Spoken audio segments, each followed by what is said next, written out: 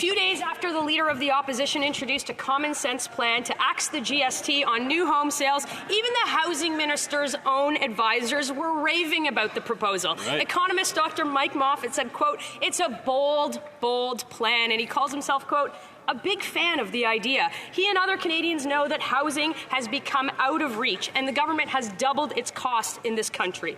So will the Housing Minister listen to his own advisors and implement our common sense tax cut so that Canadians can finally afford a home? There you go. The Honourable Parliamentary Secretary to the Minister of Housing, Infrastructure and Communities. If the member is going to quote Mike Moffat, Mr. Speaker, she ought to include the entire quote. What he said was that if the Conservative proposal was to go ahead, they ought not to propose things like getting rid of the Housing Accelerator Fund. They ought not to also get rid of infrastructure programs that enable housing, Mr. Speaker. He should listen. If he doesn't want to listen to Liberal MPs, that's fine. He should listen to Conservative MPs, a dozen, Mr. Speaker, probably more, who want the Accelerator Fund, who have advocated for it because they know it's vital to getting more homes built. The Honourable Member from Thornhill. Or maybe that member should listen to the Housing Minister, who said his $3 billion of Housing Accelerator money built 0 homes. Right. 0 is less than the 195,000 homes built under the Leader of the Opposition when he was Housing Minister. And now add this to the stellar record of a guy who broke our immigration system, who lost track of all of the people that he let in. While the Prime Minister is fighting his own caucus, he gave that minister a promotion. So when will the Housing Minister leave Fantasyland, join Conservatives in the real world, and axe the tax so we can build the homes? Melissa's on fire. The Minister of Housing, Infrastructure and Communities. Years ago, Mr. Speaker, when I worked with the Leader of the Opposition on the Finance Committee, he told me something that might shock you. It's hard for him to make friends because of his personality. What we look at now is he at least has one friend on the opposite side. His best friend, as I understand it, Mr. Speaker, the MP for St. Albert Edmonton. In fact, that member has advocated for the Housing Accelerator Fund. He went behind the Leader's back. He went behind the Leader's back. That's a weird ad hominem attack, but all right. Friendship, Mr. Speaker. He went behind his Leader's back to advocate for the half, and they want to get rid of it.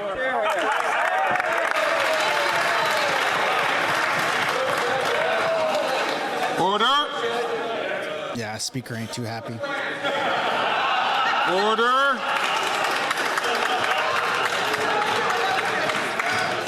But if you're going to heckle, let it be a good joke. Anyway, the Honourable Member from Kenora. They're not worth the cost of housing, Mr. Speaker, and many young Canadians have given up completely on their dream of home ownership, and it is why common sense Conservatives will axe the federal sales tax on new homes. Mr. Speaker, for an $800,000 house, this tax cut would save the home buyer $40,000. In other words, $2,200 per year in mortgage payments. So, Mr. Speaker, will the Prime Minister finally listen to our common sense plan, axe the GST on housing to ensure that young Canadians can finally afford a home? The Honourable Parliamentary Secretary to the Minister of Housing, Infrastructure and Communities. Slogans, Mr. Speaker. You scratch the surface of that so-called idea, what do you find? They would axe something. They would get rid of the Housing Accelerator Fund, which is so crucial. What does it do? It provides funding for affordable housing to counter homelessness. It provides funding for zoning changes. It provides funding for housing-enabling infrastructure, for community centres, Mr. Speaker, even for vacant buildings in downtowns, Mr. Speaker, so they can be converted for housing. If he doesn't believe me, take the member for Central Okanagan who advocated for it, their former finance critic who unfortunately is on the back benches because he advocates for good programs.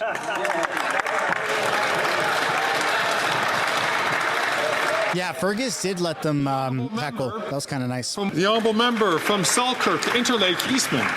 After 9 years of this Liberal NDP government, taxes are up, costs are up, crime is up, and time is up. The Parliamentary Budget Officer confirmed that the carbon tax is costing Canadians more than they get back. The Prime Minister's plan to quadruple the carbon tax will cost Manitoba families an extra $1,300 per year. Evergreen Basic Needs, a food bank in Gimli, Manitoba, has seen a 30% increase in usage since 2020. When will the Prime Minister finally start listening to Canadians and have a carbon tax election? The Honourable Minister for the Environment and Climate Change. Mr. Speaker, what the member is saying would be tragic if it was only true, which is not. The Parliamentary Budget Officer has said in his report that Canadian gets more money back from carbon pricing than what they pay, Mr. Speaker. No, that's not true. Factoring the impact. Nobody believes that. July and August of 2024 are the costliest months ever. It's the costliest year ever for climate impacts in Canada. $7 billion in climate impacts, Mr. Speaker. What do the Conservative have to say about that? Let the planet burn. Not on this side of the House, Mr. Speaker. We will work to fight climate change and we will work to support Canadians. The honourable member from Salt. He's not muting the mic. Well, the Minister knows that a tax plan isn't an environment plan. And with the Prime Minister's out-of-touch policies and reckless spending, 1/4 of Canadians are relying on food banks this fall. Sadly, this includes members of the Canadian Armed Forces who can't afford to eat under this costly Liberal NDP government. Earlier this year, military personnel doing cyber training at Wills College had to rely on food banks because they couldn't afford to eat. At one point, college staff even had to set up a food bank to support them in the college. Will the Prime Minister quit making life more unaffordable for our troops and call a carbon tax election? The Honourable Minister for the Environment and Climate Change. I've heard a number of Conservative MPs just talk about Jasper. Let's talk about Jasper, Mr. Speaker. No. No, you know, I do not consent. Order, colleagues. I don't consent. Order.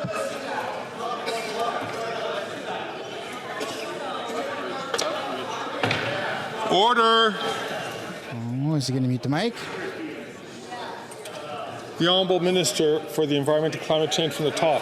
Let's talk about Jasper, Mr. Speaker. Do you know how much they invested in 2011 in prescribed burns and mechanical removals around Jasper? $0, Mr. Speaker. They cut funding for $30 million in 2010, 2011, all the way to 2015.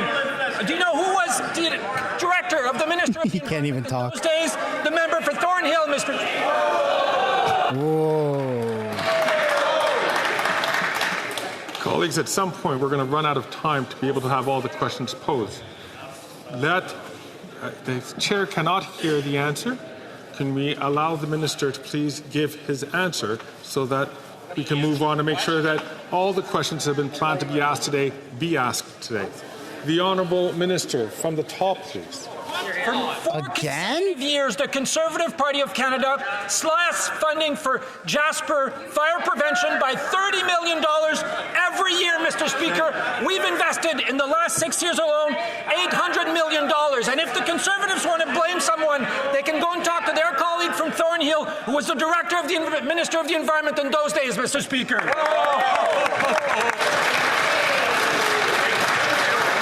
No, that burned because they were warned so much in advance that it was going to go up in flames and they didn't do anything. From all sides of the House who are dependent upon translation devices who cannot hear what the answer is or in sometimes the question is. I'm going to ask the Honourable... He's not muting the mic, though. I'll give him that. To ask this question, I'm asking all members to please listen attentively. Speaker, after 9 years, the NDP Liberals are not worth the cost. Stats are clear. Nova Scotians relying on food banks have increased by over 50% in the last 5 years to over 40,000 visits per month. Another staggering report this morning shows that 40% of Atlantic Canadians are struggling to afford necessities like food, rent, and home heating. The failed former Minister of Immigration and now floundering Minister of Housing clearly cannot help Nova Scotians, but Speaker, there is an answer. Will the Prime Minister call a carbon tax election? This is the way. The Honourable Parliamentary Secretary to the Minister of Innovation. Well, Mr. Speaker, I'd like to start by saying Happy Halloween to Canadians today. You've had all day to say that. About this Halloween is the cuts that would be made by the Conservative leader. And I apologize to Johnny Depp in advance, but the leader of the Conservatives is like the Edward Scissorhands of politics. You know what else is truly spooky is that the Conservative leader refuses to get That was so cringe. to protect Canadians against foreign interference. I can only speculate he must be concerned about the ghosts in his closet. Oh, and the mic's muted.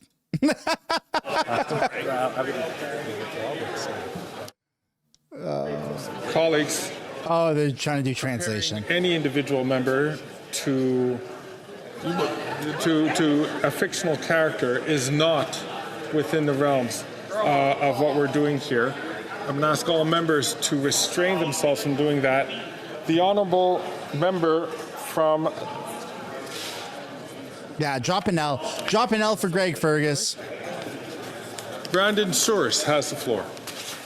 After 9 years of the NDP Liberal government, life is more expensive than ever. That's right. Food Banks Canada's hunger report indicates over 2 million Canadians used food banks in March, up 6% from last year. In my riding, the Samaritan House Food Bank saw nearly 2,000 more people accessing their services in the last 2 years. 4 in 10, Mr. Speaker, were children. 1 in 10 was a senior. Despite this, the NDP Liberals continue to increase the cost of groceries by increasing the carbon tax. When will this Prime Minister call a carbon tax election? That's right. When? The Honourable Parliamentary Secretary to the Leader of the Leader of the Government in the House of Commons. Thank you, Mr. Speaker. This question has already been answered. But let me tell you and talk about the foreign security interference. clearance. The Leader of the Conservative Party says, Mr. Speaker, not to worry. My Chief of Staff has the clearance, and he will tell me. The Leader of the Conservative Party doesn't understand law, Mr. Speaker. It would be illegal for the Chief of Staff to give the names to the Leader of the Conservative Party, Mr. Speaker. It's time. It is time. The Conservatives are partied.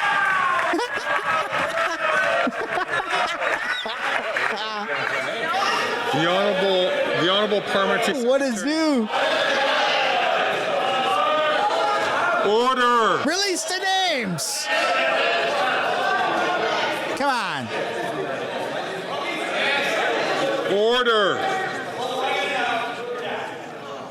The Honourable Parliamentary Secretary has 7 seconds left on the clock. Mr. Speaker, the Leader of the Conservative Party doesn't understand it. He's asking his Chief of Staff to break the law. That is a bad thing.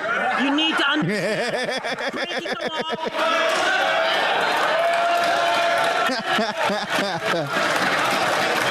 Order!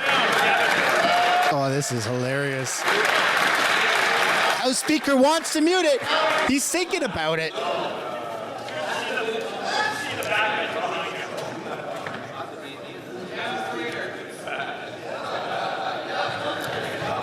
He's thinking about muting the mic. Mr. Speaker, 9 months ago, Belleville, Ontario was rocked by an opioid crisis. 36 overdoses in only 48 hours. This Prime Minister said he would be there for Belleville, Ontario, but after 9 months, not one more dollar for infrastructure, no more treatment beds. And just last week, we had 11 overdoses in only 2 hours. Wow. How many more months does Belleville, Ontario have to wait for any support for mental health from this Prime Minister? Ask the Honourable Member from Orléans to not take the floor unless recognized. The Honourable Minister for Mental Health and Addictions. Thank you, Mr. Speaker. And as the member well knows, I visited Belleville and met with the mayor and all stakeholders involved, because every loss of life in Belleville or in any community across this country is tragic, Mr. Speaker. But that is exactly why we launched the Emergency Treatment Fund, which is already open and accepting applications from municipalities and from Indigenous communities across this country, because we are there for communities, Mr. Speaker, each and every day. Harm reduction, treatment, all of these tools are health care, Mr. Speaker, and we will stand by communities and save lives. The Honourable Member from Bay of Quinte. I've even provided clean drinking water. Speaker, while Belleville's waiting for any dollars from the federal government, Belleville's been paying dollars to the federal government. Belleville Council this week released a report that showed over the last 5 years they've paid $1.5 million to the carbon tax and getting no refund. You know, when this money could have went to supporting mental health, could have paid for the renovations for their hub for mental health. Not only that, when this Prime Minister quadruples that tax, Belleville is going to pay $5 million in 5 years. Why doesn't the Prime Minister give that money back to Belleville, or better yet, call a carbon tax election so Belleville and its residents can decide how to spend their money on mental health? There you go.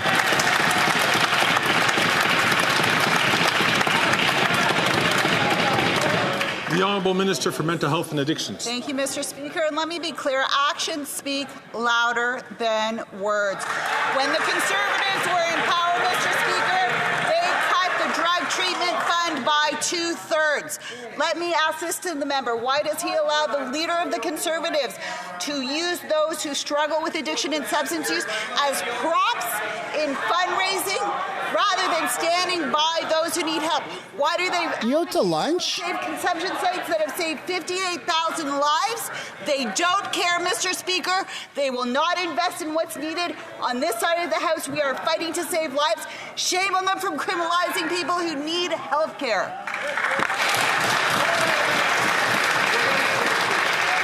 The Honourable Member from Kildonan and St. Paul's. After 9 years of NDP Liberals, crime is up and churches are being targeted. A Winnipeg neighbourhood saw a 61% increase in crime. Churches are having to pay thousands of dollars for repairs and security. One church had to put up an 8-foot barbed wire fence to keep criminals out. A woman was victim to an armed carjacking while leaving church, and 2 people died last month after a church was set on fire. In fact, 30 churches have been burned to the ground over the past few years, and countless more have been vandalized in Canada.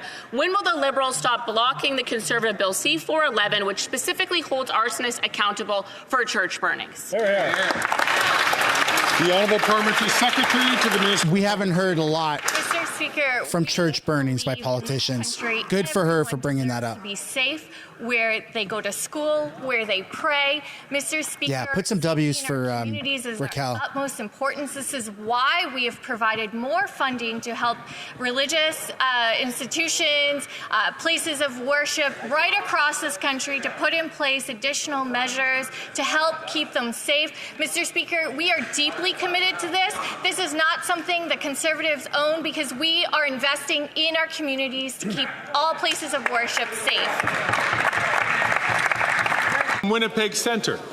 Mr. Speaker, this week Special Interlocutor Kimberly Murray delivered her final report on missing and disappeared Indigenous children and unmarked burials in Canada. Among the obligations was adding residential school denialism to the criminal code. It is an essential measure to protect survivors from incitements of hate and violence. The Attorney General accepted this report, but will he listen to survivors, adopt my bill, put an end to the incitement of hate, and implement this obligation now? You're here. The Honourable Minister for Crown Indigenous Relations. Thank you, Mr. Speaker, and I'd like to thank my colleague from Winnipeg Centre for that very important question. I want to acknowledge the report from the Special Interlocutor, which was received by the Attorney General earlier this week. It puts forward some very compelling issues that should be discussed and studied.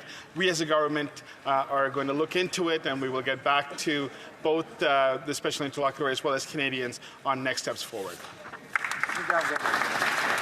The Honourable Member from Nanaimo Ladysmith.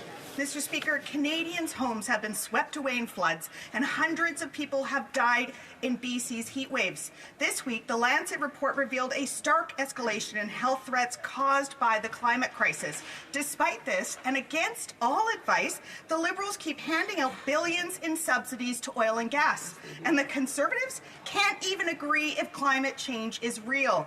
The health of Canadians is at stake. Will the Liberals stop fueling the climate crisis and end fossil fuel subsidies today? Yes. The Honourable Minister for the Environment and Climate Change. Thank you, Mr. Speaker, and I thank the honourable colleague for the question. The good news is that Canada is the only G20 country to have eliminated fossil fuel subsidies, thanks to the NDP, Mr. Speaker. I'd be happy to provide her office with a briefing on this. Thank you. Bravo. The Honourable Member from Kitchener South Hespeler.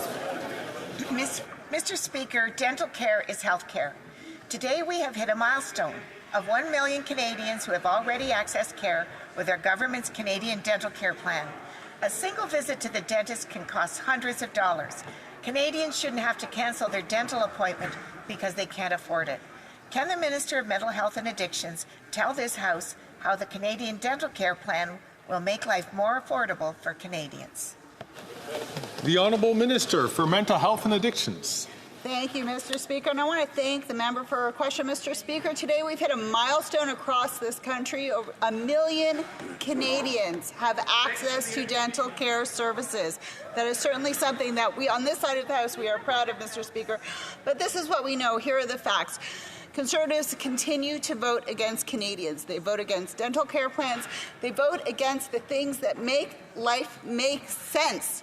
Common sense for Canadians, whether it is dental care, whether it is affordable child care, whether it's a national school food care program. On this side of the House, Mr. Speaker, we are taking care of what matters most to Canadians